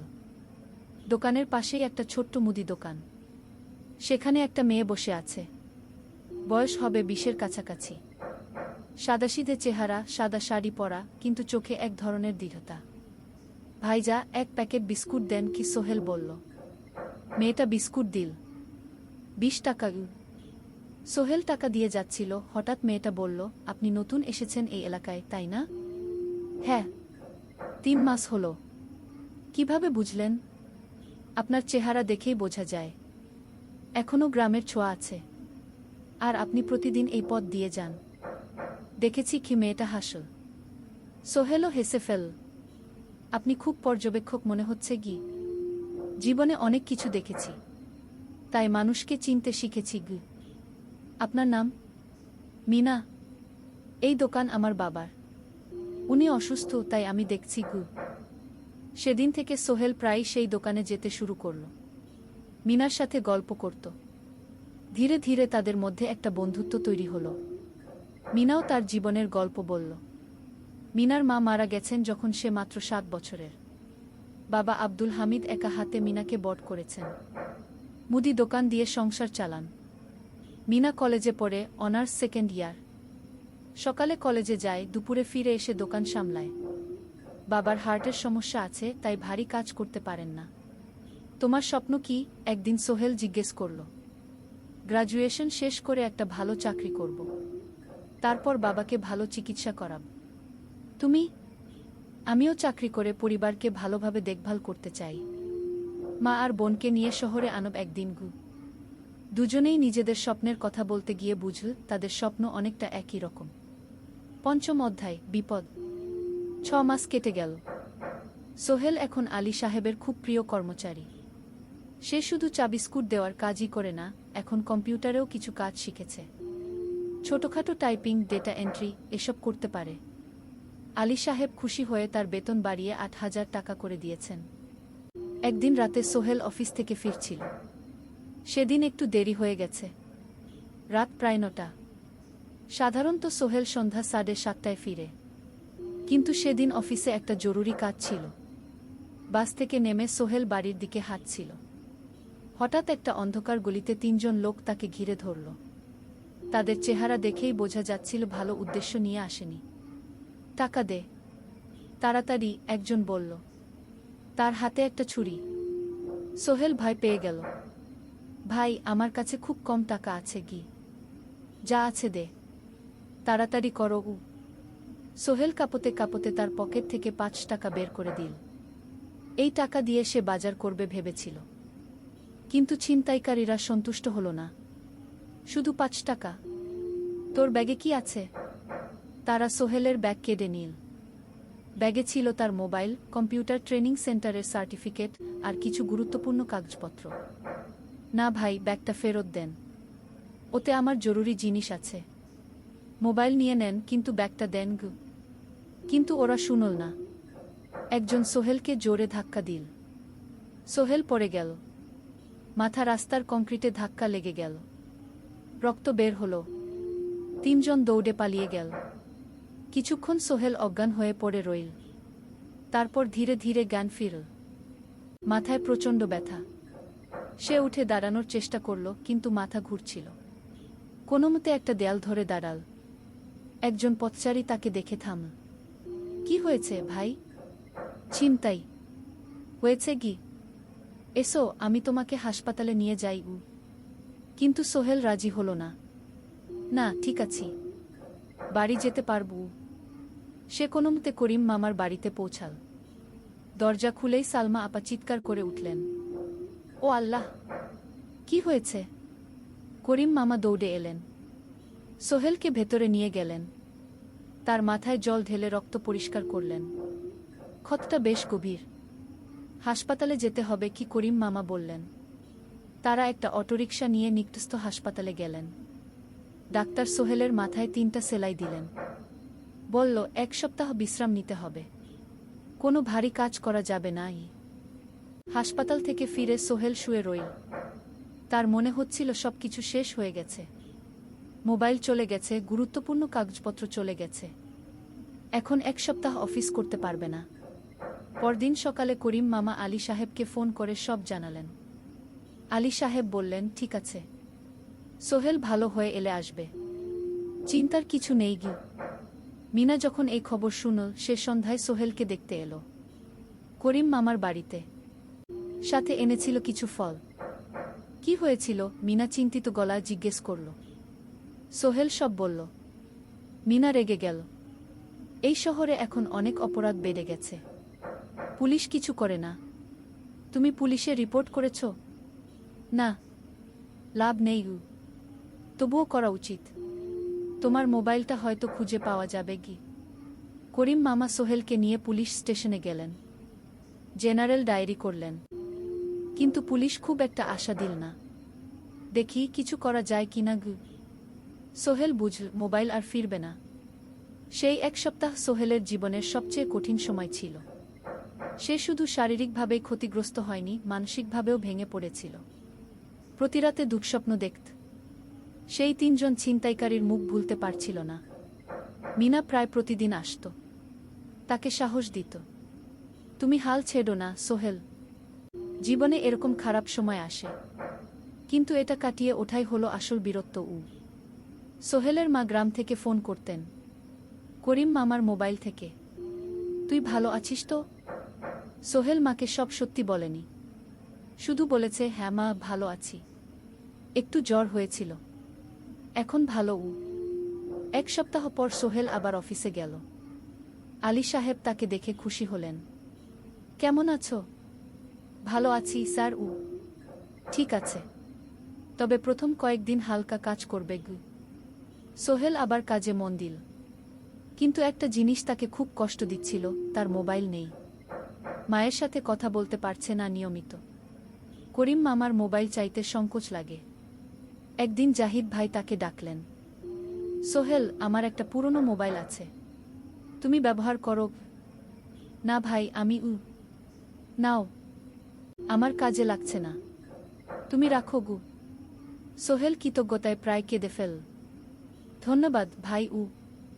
মোবাইল পেয়ে সোহেল প্রথমেই মাকে ফোন করল। মা খুব খুশি হলেন। এতদিন ফোন করিসনি কেন? মা, মোবাইলটা নষ্ট হয়ে গিয়েছিল, নতুন নিয়েছি। মায়ের গলায় স্বস্তি ফুটে উঠল। 6ষ্ঠ অধ্যায়, নতুন সুযোগ।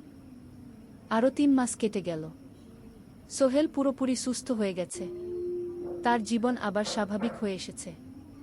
সে এখন কম্পিউটার ট্রেনিং শেষ করেছে, সার্টিফিকেট পেয়েছে। কিন্তু একটা ঘটনা তার জীবনে বড় পরিবর্তন নিয়ে এলো। একদিন সকালে আলী সাহেব তাকে ডাকলেন। সোহেল বসো। সোহেল বসল। মনে একটু ভয় লাগছিল। আলী সাহেব কি তাকে বকবেন? সোহেল, তুমি তো এখন কম্পিউটার চালাতে পারো? জি স্যার, একটু একটু শিখেছি। ভালো, আমি তোমার কাজ দেখছি, তুমি খুব পরিশ্রমী আর সৎ। আমাদের কোম্পানিতে এরকম মানুষের দরকার গু। সোহেল কিছু বুঝতে পারছিল না। আমি তোমাকে একটা সুযোগ দিতে চাই। আমাদের কোম্পানি একটা ট্রেনিং প্রোগ্রাম চালু করছে নতুন কর্মচারীদের জন্য। 6 মাসের কোর্স, কম্পিউটার অ্যাকাউন্টিং, ভবন নির্মাণের হিসাব নিকাশ, প্রজেক্ট ম্যানেজমেন্ট সব শিখবে। কোম্পানি সব খরচ দেবে। ট্রেনিংয়ের সময় তোমার বেতনও চলবে। রাজি আছো? সোহেল বিশ্বাস করতে পারছিল না। স্যার, সত্যি আমাকে এত বড় সুযোগ দিচ্ছেন? হ্যাঁ, তুমি ভালো ছেলে, পরিশ্রমী। আমি তোমাকে এগিয়ে দিতে চাই। ভবিষ্যতে তুমি এই কোম্পানির একজন গুরুত্বপূর্ণ কর্মচারী হবে। সোহেল কৃতজ্ঞতায় প্রায় কেঁদে ফেল। ধন্যবাদ স্যার, আমি কঠোর পরিশ্রম করব। আমি জানি। সেদিন সন্ধ্যায় সোহেল মিনার দোকানে গেল। মিনাকে খবরটা দিল। মিনা খুব খুশি হল। তার চোখে জল এসে গেল। তুমি পারবে সোহেল, আমি জানি। সোহেল তার মা আর বোনকেও ফোন করে খবরটা দিল। মা কাঁদতে লাগলেন। তোর বাবা বেঁচে থাকলে কত খুশি হতো। ট্রেনিং শুরু হলো পরের মাস থেকে। প্রতিদিন সকালে 3 ঘন্টা ক্লাস, তারপর বাকি সময় অফিসের কাজ। ক্লাসে 5 জন নতুন কর্মচারী, সবাই তরুণ, উৎসাহী। শিক্ষক ছিলেন একজন অভিজ্ঞ ইঞ্জিনিয়ার, নাম রহিম স্যার। তিনি খুব ভালোভাবে সব কিছু বুঝাতেন।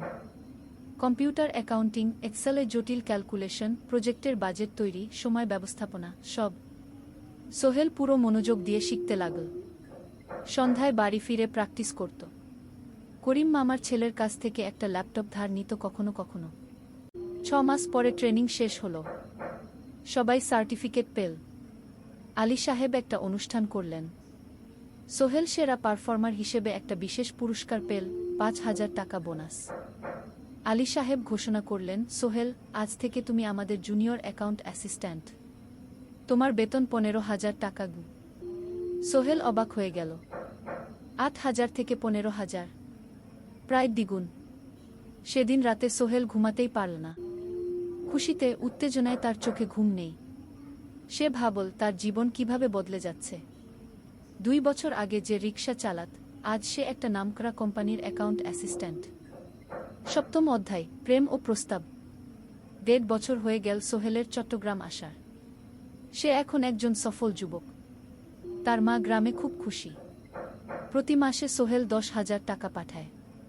ছোট বোন ঋতু এখন কলেজে ভর্তি হয়েছে সোহেলের পাঠানো টাকায়। মায়ের চিকিৎসাও ভালোভাবে হচ্ছে। মিনার সাথে সোহেলের সম্পর্ক এখন আর শুধু বন্ধুত্ব নয়, দুজন দুজনকে ভালোবাসে। কিন্তু কেউ কাউকে সরাসরি বলার সাহস পায়নি। প্রতিদিন দেখা হয়, গল্প হয়, কিন্তু সেই একটা কথা বলা হয়ে ওঠে না। একদিন শুক্রবার ছুটির দিন।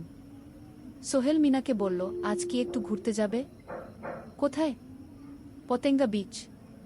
তুমি কি কখনো গেছ? না। কিন্তু আমার দোকান। শুক্রবার তোমার বাবা সামলাবে। মিনা রাজি হয়ে গেল। দুপুরে দুজনে বাস নিয়ে পতেঙ্গা গেল। সমুদ্র দেখে মিনা অবাক হয়ে গেল। কি সুন্দর! দুজনে বালিতে বসল। ঢেউয়ের শব্দ শুনতে শুনতে গল্প করছিল। হঠাৎ সোহেল বলল, মিনা, তোমার সাথে কিছু বলার ছিল। বলো। সোহেল একটা লম্বা শ্বাস নিল। তুমি জানো আমি তোমাকে ভালোবাসি। মিনা হাসল। তার চোখ ভিজে গেল। জানি, আমিও তোমাকে ভালোবাসি সোহেল। সোহেল অবাক হয়ে গেল। সত্যি? হ্যাঁ, অনেকদিন ধরেই জানি। তুমি আমার জীবনে এসে সব কিছু বদলে দিয়েছ। তোমার সাথে থাকলে আমার মনে হয় আমি যে কোনো কিছু করতে পারব। দুজনে কিছুক্ষণ চুপ করে বসে রইল। সমুদ্রের ঢেউ এসে পায়ে লাগছিল। সূর্য পশ্চিমে ঢলে পড়ছে। আকাশ লালকুমলা হয়ে গেছে। কিন্তু আমার বাবার সাথে কথা বলতে হবে কি? মিনা বলল। আমি তৈরি। যখন বলবে তখন বলবো। পরের সপ্তাহে সোহেল মিনার বাবার সাথে কথা বলল। আব্দুল হামিদ সাহেব প্রথমে একটু দ্বিধা করলেন। তুমি কোনো পরিবারের ছেলে? তোমার বাবা কি করতেন? সোহেল সব সত্যি বলল। তার বাবা ছিলেন স্কুল শিক্ষক। মারা গেছেন 10 বছর আগে। মা গ্রামে থাকেন। ছোট বোন কলেজে পড়ে। তুমি নিজে কি করো? আমি আলামিন কনস্ট্রাকশন কোম্পানিতে জুনিয়র অ্যাকাউন্ট অ্যাসিস্ট্যান্ট। মাসে 15,000 টাকা বেতন। আব্দুল হামিদ সাহেব ভাবলেন। তারপর বললেন, দেখো মিনা আমার একমাত্র সন্তান। তার মা নেই। আমি একা তাকে বড় করেছি। আমি চাই মিনা একজন ভালো ছেলের সাথে বিয়ে হোক। তুমি দেখতে ভালো ছেলে মনে হচ্ছে, কিন্তু আমাকে তোমার মায়ের সাথে দেখা করতে হবে। তোমার পরিবারকে জানতে হবে। জি আঙ্কেল, আমি ব্যবস্থা করছি। সোহেল খুশিতে আটখানা। সে সেদিন রাতেই তার মাকে ফোন করল। মাকে সব বলল। মা প্রথমে অবাক হলেন, তারপর খুশি হলেন। মিনা মেয়েটা কেমন? খুব ভালো মা, তুমি দেখলে পছন্দ করবে। ঠিক আছে, আমি আর ঋতু আসছি চট্টগ্রাম। 2 সপ্তাহ পর সোহেলের মা আর বোন চট্টগ্রাম এলো। সোহেল তাদের নিয়ে মিনার বাড়িতে গেল। 2 পরিবার একসাথে বসল। মিনার বাবা সোহেলের মাকে দেখে খুশি হলেন। সোহেলের মা সহজ সরল ভদ্রমহিলা। আপনার ছেলে খুব ভালো। মিনা তাকে পছন্দ করে।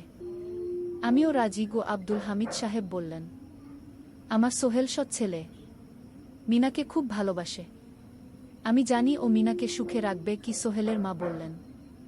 বিয়ের তারিখ ঠিক হলো 3 মাস পর। এই 3 মাসে সোহেল যথেষ্ট টাকা জমাবে। বিয়ে হবে সাদামাটা কিন্তু সুন্দর। 8ম অধ্যায়, নতুন পথ। 3 মাস কেটে গেল দ্রুত।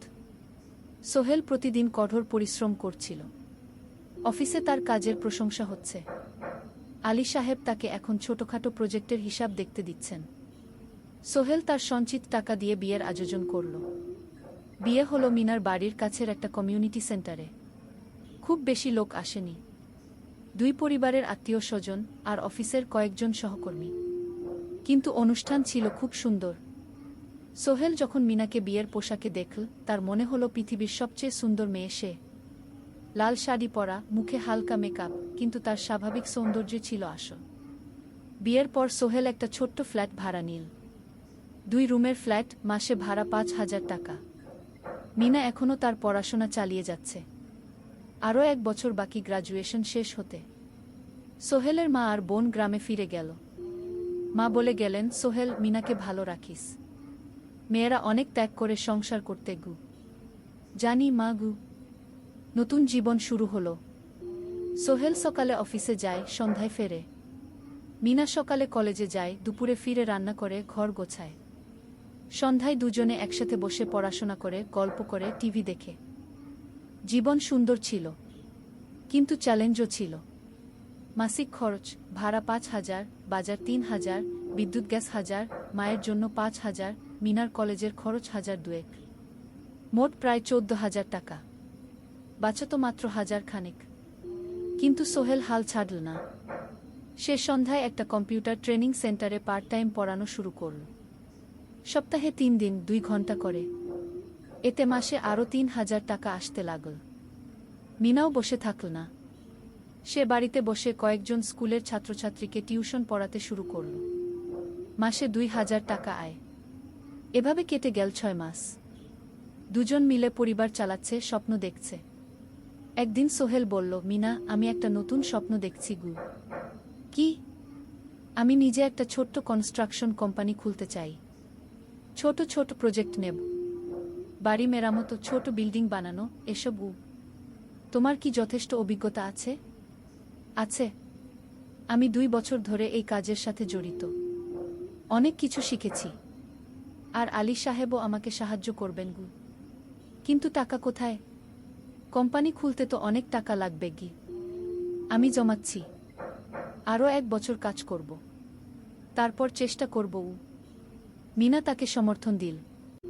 তুমি পারবে। তোমার মধ্যে সেই শক্তি আছে গি। 9ম অধ্যায়, চ্যালেঞ্জের সময়। কিন্তু ভাগ্য সবসময় অনুকূলে থাকে না। সোহেল যখন স্বপ্ন দেখছিল নিজের কোম্পানি খোলার, তখনই একটা বড় সমস্যা এলো। আলী সাহেবের কোম্পানি একটা বড় প্রজেক্ট পেয়েছিল। একটা 10তলা বিল্ডিং বানানোর কাজ। কিন্তু প্রজেক্টের প্রধান ইনভেস্টর হঠাৎ পালিয়ে গেল। তিনি কোম্পানির কাছ থেকে প্রায় 50 লাখ টাকা নিয়ে গেছেন, কিন্তু কাজ শেষ হয়নি। কোম্পানি বড় ক্ষতির মুখে পড়ল। আলী সাহেব অনেক কর্মচারীকে ছাঁটাই করতে বাধ্য হলেন।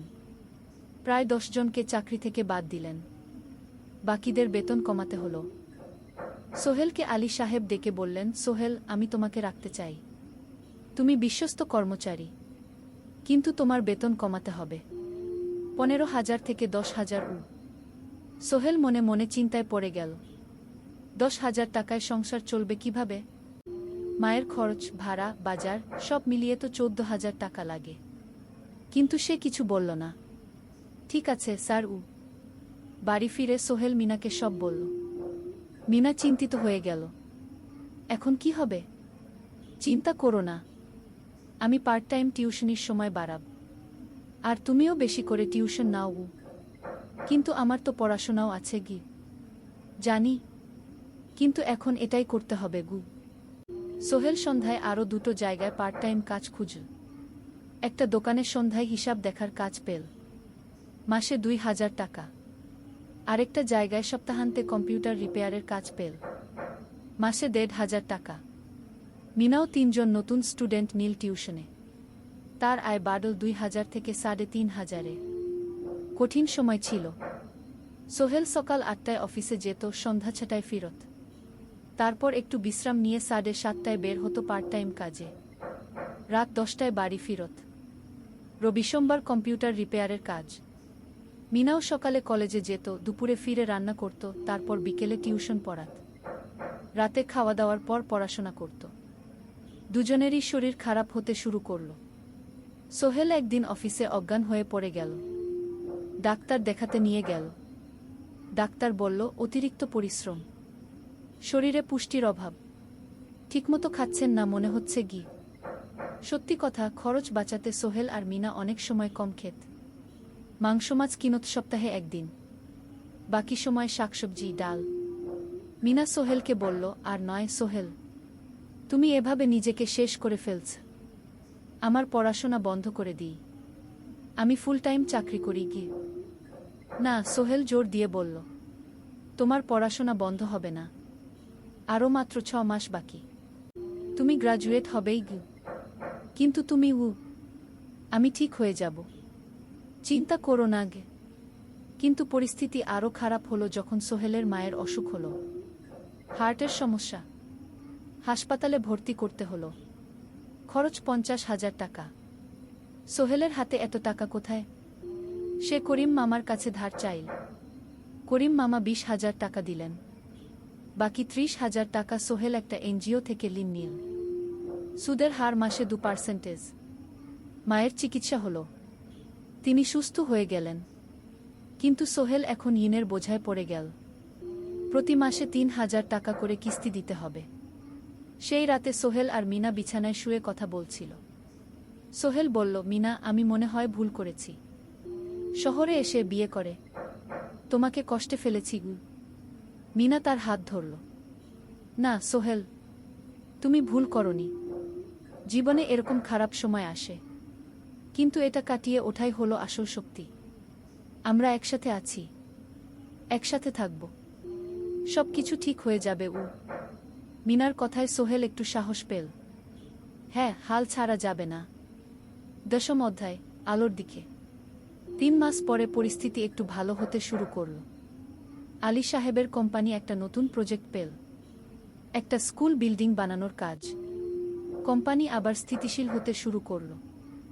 আলী সাহেব সোহেলকে ডেকে বললেন, সোহেল, আমি তোমার কঠোর পরিশ্রম দেখেছি। খারাপ সময়েও তুমি কোম্পানি ছেড়ে যাওনি। আমি কৃতজ্ঞ। আজ থেকে তোমার বেতন আবার ১৫,০০০ টাকা। সোহেল খুশি হয়ে গেল। ধন্যবাদ স্যার। মিনাও গ্রাজুয়েশন শেষ করল, ভালো ফলাফল করল। সে এখন চাকরি খুঁজছে। একদিন মিনা একটা প্রাইভেট স্কুলে শিক্ষিকার ইন্টারভিউ দিতে গেল। ইন্টারভিউ ভালো হলো, তাকে নিয়োগ দেওয়া হলো। বেতন ১২,০০০ টাকা। সেদিন সন্ধ্যায় দুজনে মিলে একটা ছোট্ট পার্টি করল। একটা বিরিয়ানি কিনো, কোমল পানীয় কিনো, দুজনে মিলে খেল। আমরা পেরেছি সোহেল, মিনা বলল। হ্যাঁ, আমরা পেরেছি গু। এখন দুজনের মিলিয়ে আয় ২৭,০০০ টাকা। খরচ চালানোর পর প্রায় ১০,০০০ টাকা বাঁচে। সোহেল এই টাকা দিয়ে লোন শোধ করতে শুরু করল। পার্ট টাইম কাজগুলো ছেড়ে দিল, শরীরের যত্ন নেওয়া শুরু করল। আরও ৬ মাস পরে সোহেলের কাছে একটা বড় সুযোগ এলো। আলী সাহেব একদিন তাকে ডাকলেন। সোহেল, তুমি কি নিজের ব্যবসা করতে চাও? স্যার, আমি তোমাকে একটা ছোট্ট প্রজেক্ট দিতে চাই, একটা ৩ তলা বিল্ডিংয়ের কনস্ট্রাকশন। তুমি ম্যানেজ করবে, আমি শুধু সুপারভাইজ করব। লাভের ৫০% তোমার গু। সোহেল ভাবল, এটা একটা বড় সুযোগ, কিন্তু ঝুঁকিও আছে। যদি কাজটা ভালোভাবে না হয়? স্যার, আমি চেষ্টা করব, কিন্তু যদি ভুল হয়? ভুল হবে না, আমি তোমার উপর বিশ্বাস রাখছি, তুমি পারবে গু। সোহেল রাজি হয়ে গেল। এই প্রজেক্ট তার জীবনের টার্নিং পয়েন্ট হতে পারে। একাদশ অধ্যায়, স্বপ্ন পূরণের পথে। পরের ৬ মাস সোহেল খুব কঠোর পরিশ্রম করল। প্রজেক্টটা ম্যানেজ করা সহজ ছিল না। শ্রমিক নিয়োগ, ম্যাটেরিয়াল কেনা, কাজের তদারকি, সময়মতো কাজ শেষ করা, সব দায়িত্ব তার। প্রথম ২ মাস খুব চাপের মধ্যে গেল। একদিন একজন শ্রমিক কাজ করতে গিয়ে আহত হল। সোহেল তাকে হাসপাতালে নিয়ে গেল, তার চিকিৎসার খরচ দিল। এতে প্রজেক্টের বাজেট একটু বাড়ল, কিন্তু সোহেল জানত এটা করা দরকার। আরেকদিন ভুল ম্যাটেরিয়াল ডেলিভারি হলো। সোহেল সেগুলো ফেরত পাঠাল, সঠিক জিনিস আনাল। এতে 3 দিন দেরি হলো, কিন্তু কাজের মান ঠিক রইল। মিনা তাকে সবসময় সাপোর্ট করছিল। সে এখন চাকরিতে স্থিতিশীল। স্কুলের বাচ্চারা তাকে পছন্দ করে। প্রিন্সিপাল তার কাজে খুশি। প্রজেক্ট শেষ হলো 6 মাসে, সময়মতো, বাজেটের মধ্যে। বিল্ডিংয়ের মালিক খুব খুশি হলেন। তিনি আলী সাহেবকে ধন্যবাদ দিলেন। আলী সাহেব বললেন, ধন্যবাদ আমাকে না, এই ছেলেকে দিন। সোহেল পুরো প্রজেক্ট ম্যানেজ করেছে। প্রজেক্ট থেকে মোট লাভ হলো 3 লাখ টাকা। সোহেল পেল 1.5 লাখ টাকা। তার জীবনে এত টাকা এই প্রথম। সে করিম মামার ঋণ শোধ করল, এনজিওর বাকি ঋণ শোধ করল। তারপর তার মাকে 50,000 টাকা পাঠাল। মা দিয়ে গ্রামের বাড়িটা একটু মেরামত করাল, বোন ঋতুর জন্য একটা ল্যাপটপ কিনা। বাকি টাকা দিয়ে সোহেল একটা ব্যাংক অ্যাকাউন্টে জমা রাখল ভবিষ্যতের জন্য। আলী সাহেব সোহেলকে আরও 2টো প্রজেক্ট দিলেন। এবার একটু বড়। সোহেল আত্মবিশ্বাসের সাথে সেগুলোও শেষ করল। 2 বছর পরে সোহেল সিদ্ধান্ত নিল, এবার নিজের কোম্পানি খোলার সময় এসেছে। দ্বাদশ অধ্যায়, নতুন শুরু। সোহেল তার সব জমানো টাকা দিয়ে একটা ছোট্ট অফিস ভাড়া নিল। 2 রুমের অফিস। একটা রুমে কাজের জায়গা, আরেকটায় ছোট্ট মিটিং রুম। অফিসের সামনে একটা বোর্ড লাগাল, Sohel construction and development. Meena তাকে সাহায্য করছিল। সে অফিসের অ্যাকাউন্টস দেখত সন্ধ্যায় স্কুল থেকে ফিরে। দুজন মিলে একটা টিম। প্রথমে ছোট ছোট কাজ নিল। বাড়ি মেরামত, দোকান সংস্কার, ছোট বিল্ডিং কনস্ট্রাকশন। কাজের মান ভালো রাখার চেষ্টা করল। সময়মতো শেষ করল। দাম ন্যায্য রাখল। ধীরে ধীরে সোহেলের সুনাম ছড়িয়ে পড়ল। মানুষ তাকে বিশ্বাস করত। তার কাছে নতুন নতুন কাজ আসতে লাগল। প্রথম বছর খুব কষ্ট হলো। কখনো লাভ হতো, কখনো লস। কিন্তু সোহেল থেমে থাকল না। সে শিখতে লাগল ব্যবসা কিভাবে চালাতে হয়। দ্বিতীয় বছরে পরিস্থিতি ভালো হলো। সোহেল এখন 3 জন স্থায়ী কর্মচারী নিয়োগ দিল। একজন ইঞ্জিনিয়ার, একজন সুপারভাইজার, একজন অফিস সহায়ক। তৃতীয় বছরে একটা বড় প্রজেক্ট পেল। একটা স্কুল বিল্ডিং বানানোর কাজ। 5 তলা বিল্ডিং। সোহেল পুরো মনোযোগ দিয়ে কাজটা করল। শ্রমিকদের ভালো বেতন দিল, ভালো ম্যাটেরিয়াল ব্যবহার করল, সময়মতো কাজ শেষ করল। স্কুল কর্তৃপক্ষ খুব খুশি হল। তারা সোহেলের কাজের প্রশংসা করল। এই প্রজেক্ট থেকে সোহেল প্রায় 5 লাখ টাকা লাভ করল। এই টাকা দিয়ে সে আরও ভালো একটা অফিস নিল। আরও কর্মচারী নিয়োগ দিল। এখন তার কোম্পানিতে 10 জন স্থায়ী কর্মচারী। প্রজেক্ট অনুযায়ী আরও শ্রমিক নিয়োগ দেওয়া হয়। ত্রয়োদশ অধ্যায়, পরিবার। এদিকে সোহেল আর মিনার সংসারেও খুশির খবর এলো। মিনা গর্ভবতী। 9 মাস পর তাদের একটা মেয়ে হল। নাম রাখল সারা। সারা যখন জন্মাল, সোহেলের মা আর বোন চট্টগ্রামে এলো। মা 1 মাস থেকে গেলেন। মিনাকে সাহায্য করলেন। সোহেল এখন একটা বড় ফ্ল্যাট ভাড়া নিয়েছে। 3 রুমের ফ্ল্যাট। একটা রুমে সোহেল, মিনা, একটায় সারা, আরেকটায় অতিথি রুম। মায়ের জন্য সোহেল সিদ্ধান্ত নিল তাকে চট্টগ্রামে নিয়ে আসবে। গ্রামে একা থাকা ঠিক না। কিন্তু মা রাজি হলেন না। না বাবা, আমি গ্রামেই থাকব। এখানে আমার পরিচিত মানুষ আছে। তোর বোনকে নিয়ে যা। ও ঢাকায় পড়ছে, চট্টগ্রামে এনে ভালো কোথাও ভর্তি করিয়ে দেখি। সোহেল তাই করল। ঋতুকে চট্টগ্রাম বিশ্ববিদ্যালয়ে ভর্তি করিয়ে দিল। ঋতু এখন সোহেলের ফ্ল্যাটে থাকে, বিশ্ববিদ্যালয়ে পড়ে। সোহেলের মনে হলো তার জীবন এখন পরিপূর্ণ। স্ত্রী, মেয়ে, বোন সবাই তার কাছে। ব্যবসা ভালো চলছে।